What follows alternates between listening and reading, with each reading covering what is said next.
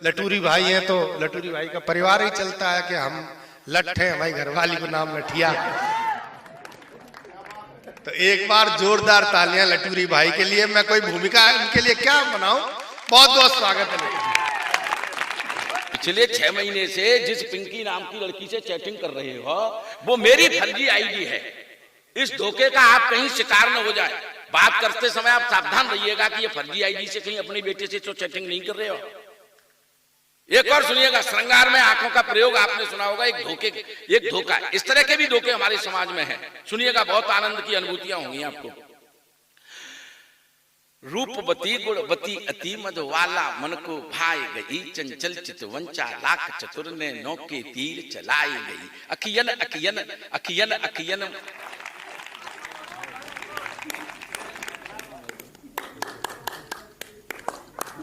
क्यों आज ऐसा हो गया? अखियन अखियन बतराई गई, फिर आंख की कोर दवाई गई। अखियन अखियन बतराई गई, फिर आंख की कोर दवाई गई। हम आंख में बीच फंसे ऐसे, हमें आंख को रोग लगाई गई। हमारे यहाँ सच्ची घटना घटित हुई। कन्नों का बिटोरा लगाते समय बातचीत कर ली, फिर बाकी बाद में पकड़ के बाकी चांद पे चबूतरा बनवाए तो गधा बैठा।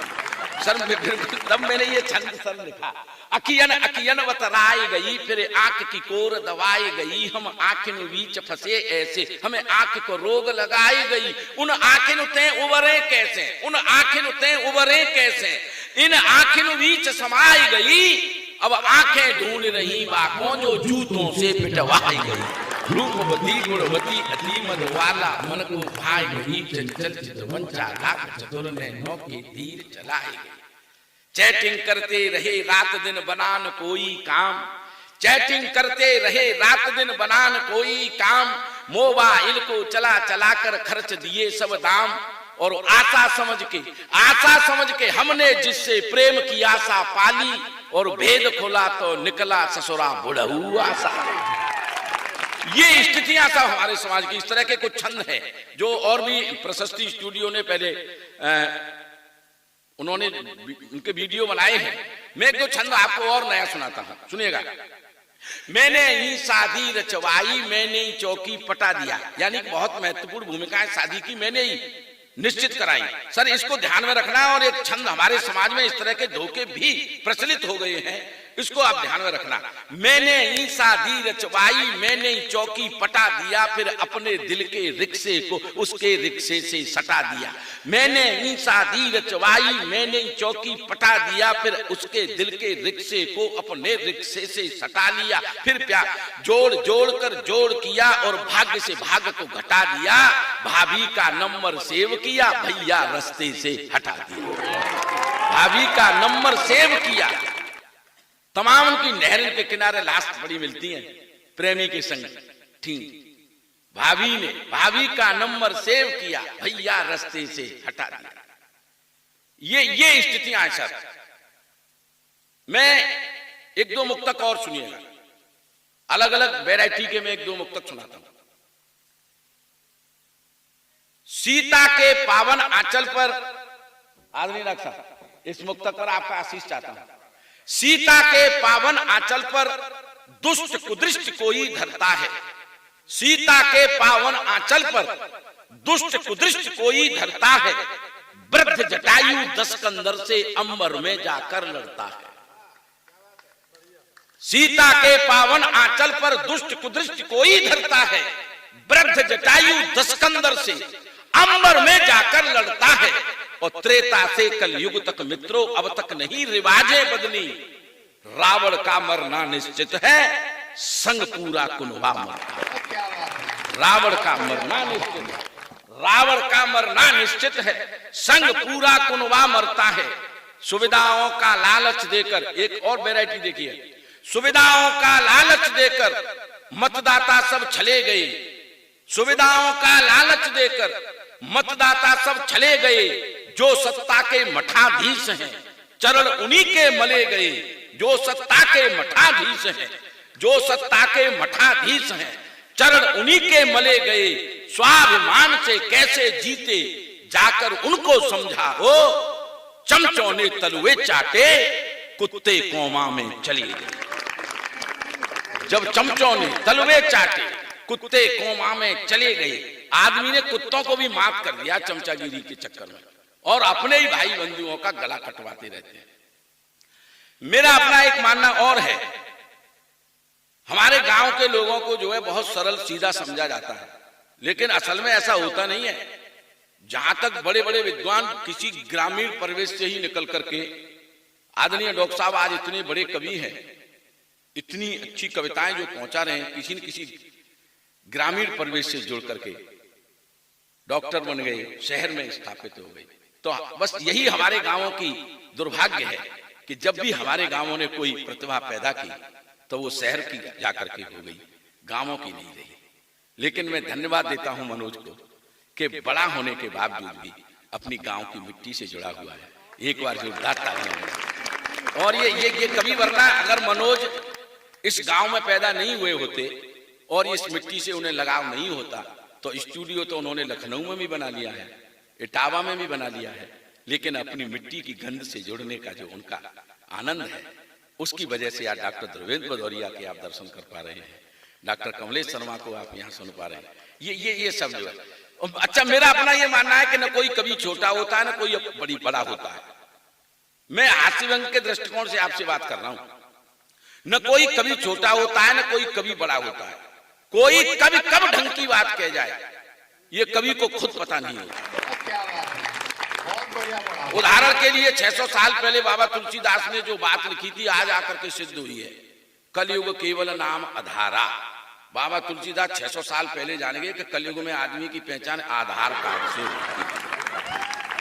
कलयुग केवल नाम आधारा, आधार नहीं होगा तो कुछ भी नहीं होगा आपके पास। अच्छा, कोई बात हमें इसलिए भी नहीं माननी चाहिए कि हमारे बड़े बुजुर्गों ने हमसे कह दी है, यह हमारे धर्म ग्रंथों में लिखी हुई है। कई बार जो है मामला गड़बड़ हो सकता है, देश काल परिस्थिति के हिसाब से उसमें बदलाव कर लेना चाहिए। मेरा अपना ये मानना है। भगवान कृष्ण अर्जुन से गीता में कहते हैं, हे अर्जुन, नहीं न छिदंत शस्त्राण नहीं न दैते पावक न किलीदिंत तापो न सोचत भावत है। ये आत्मा अजर अमर है, जिसको जल गीला नहीं कर सकता, हवा जला नहीं सकती, शस्त्र इसको काट नहीं सकता, केवल शरीर मरता है, आत्मा कभी नहीं मरती। लेकिन जिस दिन मोदी जी ने नोट बंद किए थे, उस दिन शरीर जिंदा थे, आत्मा मरी गई थी लगभग, क्योंकि कुछ लोगों को ट्रकों के ट्रक जलाने पड़े, तो वो आत्मा ही थी तो जो मर गई थी उनकी, ठीक है ना। और कुछ लोगों की आत्मा बैंक की तरफ दौड़ी चली जा रही थी, जैसे आत्मा वहां में कैद है गई है ना, इस तरह। तो सर ये मेरे हास्य के उदाहरण जरूर है। तो मुझे लगा कि भाई वाह मोदी जी, मैं आपको प्रणाम करता हूं, क्योंकि आप अच्छी तरह से जानते थे कि जिस संसद के पैर छुए थे वो संसद इस संसद से बहुत आदरणीय है। एक भविष्यवाणी का छंद सुनो। 2024 में जो लोकसभा का चुनाव आने वाला है, उसमें मोदी जी ही प्रधानमंत्री बनने वाले हैं।